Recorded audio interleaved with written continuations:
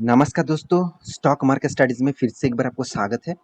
तो आज यहाँ पे मैं बात करूँगा एक बहुत इम्पोर्टेंट कंपनी के बारे में, जिसके ऊपर बहुत सारे दोस्तों ने कमेंट किया, सर इसका जो पेरेंट कंपनी है वो तो बहुत बड़ा है, क्या इस कंपनी भी उस तरीके से बड़ा हो सकते हैं?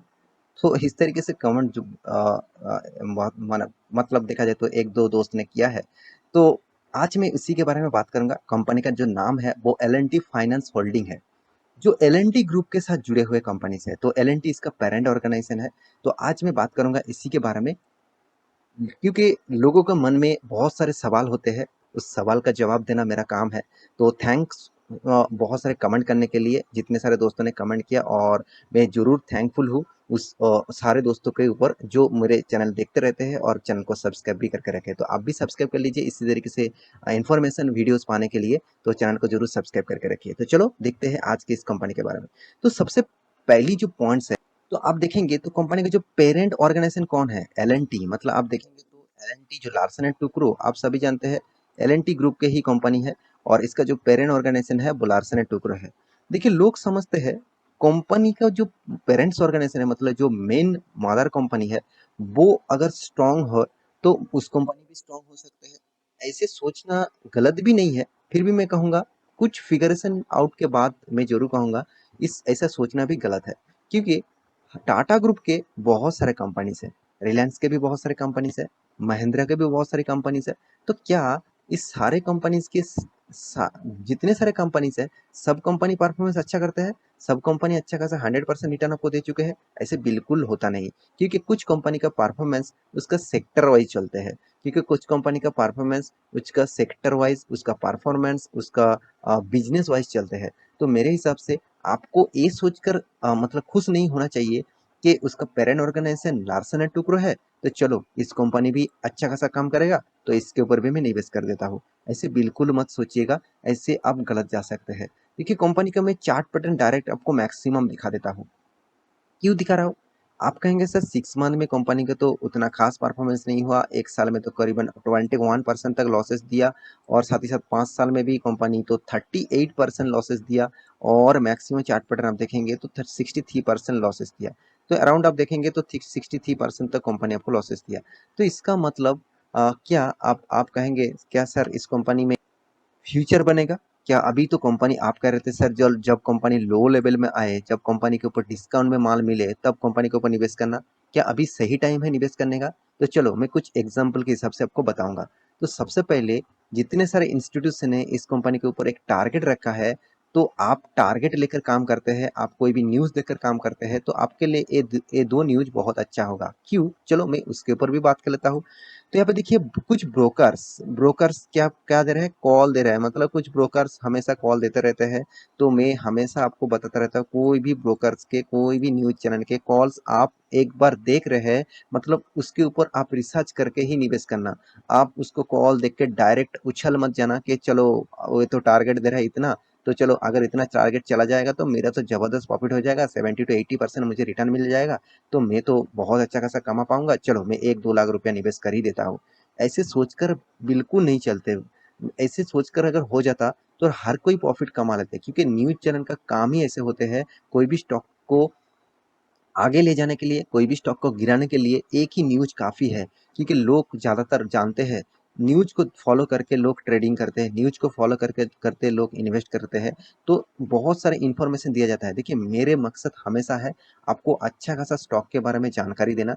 क्योंकि आपका जो पोर्टफोलियो है, उनमें आप 20-30 शेयर भी उठा लीजिए, कितना भी स्टॉक उठा लीजिए, उस स्टॉक में आपको पोटेंशियल मिले, उस स्टॉक में, ज़्यादातर स्टॉक में आपको प्रॉफिट मिले। मैं ये नहीं कहूँगा कि चलो आप मेरे बात सुनकर 10 से 15 शेयर उठा लिए, तो 15-15 के 15 शेयर ही आपको फंड डबल कर देगा। ऐसे बिल्कुल भी नहीं होगा। उसमें अगर आपका 5 शेयर भी चल गया, 10 शेयर में भी आपको लॉस हो गया ना, तो फिर भी आपको प्रॉफिटेबल में रहेगा। क्योंकि आप एक एक कैलकुलेशन देख लीजिए। मान के चलिए आपके पास 15 शेयर है, तो उनमें से 5 शेयर आपका चल गया और 10 शेयर आपको लॉसेस में हुआ। 10 शेयर में आपको 100% लॉस हुआ, मतलब आपको कितना लॉस होगा? और अगर 5 शेयर में आपको 500% तक एक एक शेयर में प्रॉफिट मिला, देखिए आप इन्वेस्टर है, आपको तो इतना रिटर्न आप तो एक्सपेक्ट करते हैं, तो चलो 500 नहीं 200 तो एक्सपेक्ट करते हैं।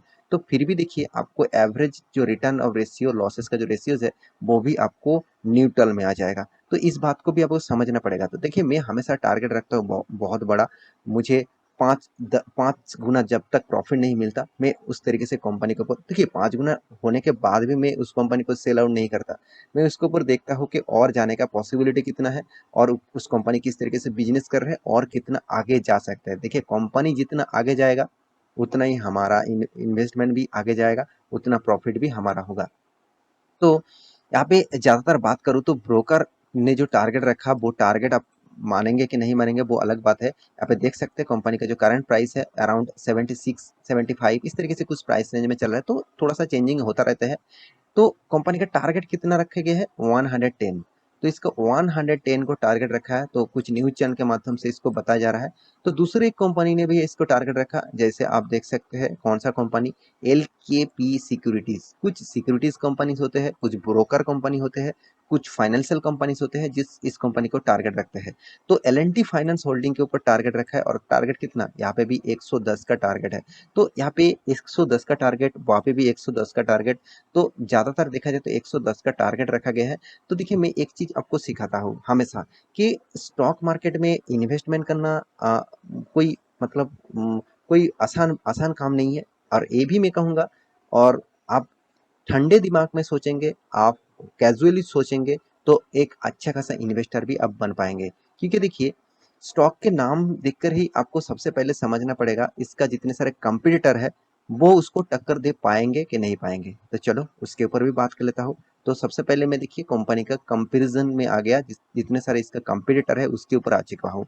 देखिए फाइनेंस इंडस्ट्रीज में इस कंपनी को क्या बोलते हैं, एनबीएफसी। एनबीएफसी मतलब non financial bank, non banking financial corporation. मतलब एक कंपनी बैंक नहीं है मगर फाइनेंस के ऊपर काम करते हैं। तो आप देख पाएंगे, तो कंपनी का जो फाइनेंशियल रिपोर्ट है उसके हिसाब से कंपनी एल एन टी जो फाइनेंस होल्डिंग कंपनीज है, इस कंपनी के आप परफॉर्मेंस देखेंगे तो अराउंड अराउंड आप यहाँ पे एक अच्छा खासा नजरिया तो आपको देखने को जरूर मिलेगा। मगर एक चीज आप देखेंगे तो कंपनी कितना छोटा कंपनी है, 1800 करोड़, 2000 करोड़ भी नहीं है। मतलब एक स्मॉल कैप टाइप कंपनी है, इस बात को भी आपको ध्यान में रखना होगा। एक स्मॉल कैप टाइप कंपनी है, बहुत छोटा कंपनी है। तो उस वो अगर टक्कर इस तरीके से कंपनी के ऊपर लेंगे तो उसको थोड़ा सा तो प्रॉब्लम इशू होगा ही। तो इसलिए कंपनी का परफॉर्मेंस अच्छा होने के मतलब चांसेस कम रहेगा। क्योंकि देखिए छोटा कंपनी हमेशा छोटा काम करेगा, बड़ा कंपनी हमेशा बड़ा सोचेंगे और बड़ा काम करेंगे। तो इसका मतलब ये नहीं हुआ कि एल एन टी बड़ा नहीं सोचते, वो भी बड़ा सोचते हैं। मगर उसको बड़ा करने के लिए उसको फंडिंग को भी तो जरूरत होगा ना। उसके फंडिंग कहाँ पे आएगा, अगर लोग ज्यादा उस कंपनी के ऊपर इन्वेस्ट करेंगे तभी तो उसको फंडिंग जाएगा। कोई इंस्टीट्यूशन कोई इन्वेस्टर अगर उसके ऊपर फंडिंग इन्वेस्ट करेंगे तभी तो उसके पास पैसा जाएगा। तो इंस्टीट्यूशन उसके ऊपर कितना एग्रेसिवली इन्वेस्ट किया वो तो भी आपको देखना चाहिए ना। तो चलो उसके बारे में बात कर लेता हूँ। देखिए प्रोमोटर कितना, 66%। चलो अच्छी बात है, प्रोमोटर के पास अच्छा खासा होल्डिंग है। एफ के पास कितना, अराउंड 7%। डीएफएस के पास कितना, 4.5%। और पब्लिक के पास कितना, 22%। देखिए पब्लिक का कोई भरोसा नहीं। देखिए पब्लिक क्या करते हैं, माल आज खरीदते हैं, कुछ दिनों बाद वो निकल जाता है। अगर स्टॉक 100 में खरीदारी किए, वो अगर 90 तक आ जाता है तो वो पहले सोच लेते हैं कि चलो मैं यहाँ पे ही काट दूं, मेरे तो 10% लॉस हुआ, और भी अगर गिर जाता है तो मुझे और भी लॉस हो जाएगा। इस तरीके से सोचकर वो निवेश करते हैं। 100 रिटेल निवेशक में देखा जाए तो एक निवेशक ऐसा होता है जो सही दिशा में निवेश करते हैं। एक एवरेज एक रिपोर्ट के माध्यम से इस डेटा को पब्लिश किया गया था कि 100 में अगर 100 रिटेल निवेशक निवेश करके रखे हैं तो उनमें से देखा जाए तो एक लोग ही उस कंपनी के ऊपर पैसा कमा पाएंगे। बाकी सारे के सारे लोग उस कंपनी के ऊपर लॉस कर देंगे जब स्टॉक मार्केट में गिरावट होते हैं, स्टॉक में जब रिकवरी होते हैं।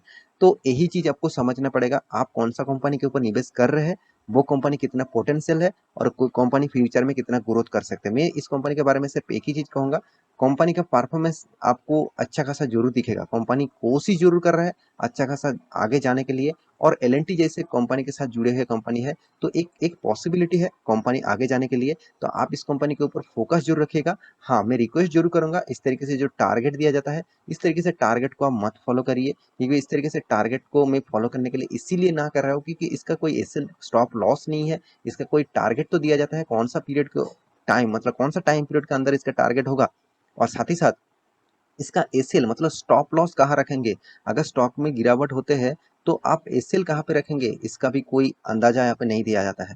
तो इस तरीके से काम आप अगर करेंगे तो आप बहुत गलत कर रहे हैं। देखिए, मेरे हिसाब से गलत कर रहे हैं तो मैं भी गलत जा सकता हूँ। आप कहेंगे सर आप तो गलत बता रहे हैं, स्टॉक में इस तरीके से निवेश करके तो मैं तो पैसा बहुत कमाया हूँ। तो आप जरूर निवेश करिए, मेरे कोई अटेंशन नहीं है कि आपको ना कहूँ, क्योंकि पैसा आपका है। तो मेरे काम है आपको अच्छी दिशा में लेके जाने का।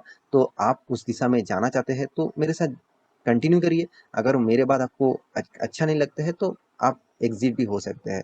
तो आशा करता हूँ सारी जानकारी आपको मिल चुका है। मेरे इस वीडियो आपको कैसा लगा जरूर कमेंट करना, और इसी तरीके से वीडियो पाने के लिए और इसी तरीके से इंफॉर्मेशन पाने के लिए और खुद को अपडेट करने के लिए मेरे साथ जरूर जुड़े रहना। और हाँ, एक चीज़ जरूर कहूँगा, अभी तक आपने टेलीग्राम को ज्वाइन नहीं किया, आप जरूर ज्वाइन करना। और अभी तक चैनल को सब्सक्राइब नहीं किया, जरूर सब्सक्राइब करना। और अभी तक डीमेट अकाउंट ओपन नहीं किया, उसका भी लिंक मिल जाएगा नीचे, सारे के सारे लिंक अवेलेबल है, जाकर एक बार ज्वाइन करना। मिलते हैं नेक्स्ट टॉक लेके, तब तक लेक्चर सर अपने ख्याल रखें।